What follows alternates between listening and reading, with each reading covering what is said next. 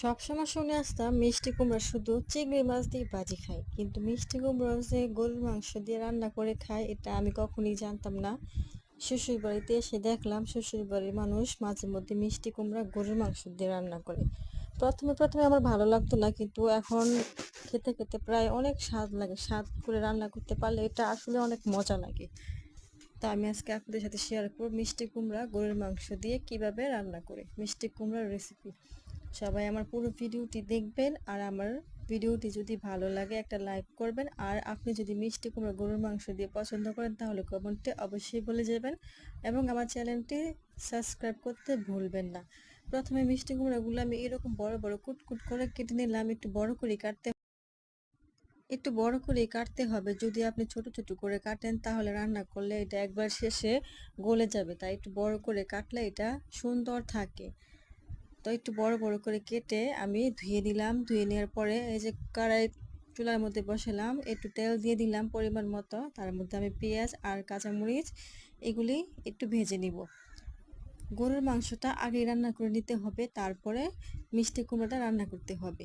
মিষ্টি কুমড়ো রান্না করতে হবে গরুর মাংস যে সকল মশলা দিয়েছেন, মাংসের মধ্যে যে সকল মশলা দিয়ে রান্না করেছেন ঠিক সেই সকল মশলা দিয়ে মিষ্টি কুমড়ো আবার কষিয়ে রান্না করে নিতে হবে। তা আমি পেঁয়াজ মরিচ ভেজে আবার মশলা কষিয়ে তারপরে আমি এটার মধ্যে মিষ্টি কুমড়া দিয়ে নিব। পেঁয়াজ আমি হালকা একটু ভেজে নিয়েছি। এখন এই গরম তেলের মধ্যে কিছুটা জিরা দিয়ে দিব, কাঁচা জিরা এবং তেজপাতা দিয়ে দিব।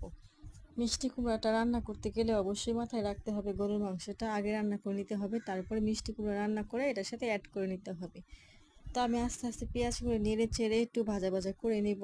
তারপরে মশলাটা সুন্দরভাবে, তারপরে আমি মশলাটা কষিয়ে এর মধ্যে সকল ধরনের আহ, উম, মশলা আমি দিয়ে দিব।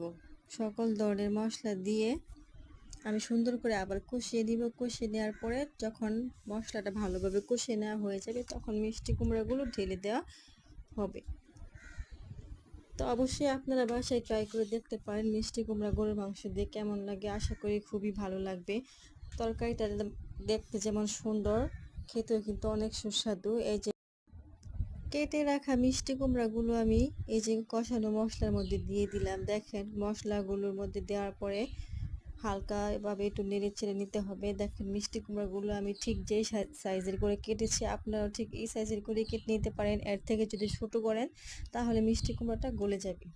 এইভাবে কষানো হয়ে গেলে মিষ্টি কুমড়াটা অল্প একটু পানি দিয়ে রান্না করে নিয়ে তার মধ্যে গরুর মাংস আপনি অ্যাড করে দিবেন। হয়ে গেল আপনার মিষ্টি কুমড়ার রেসিপি।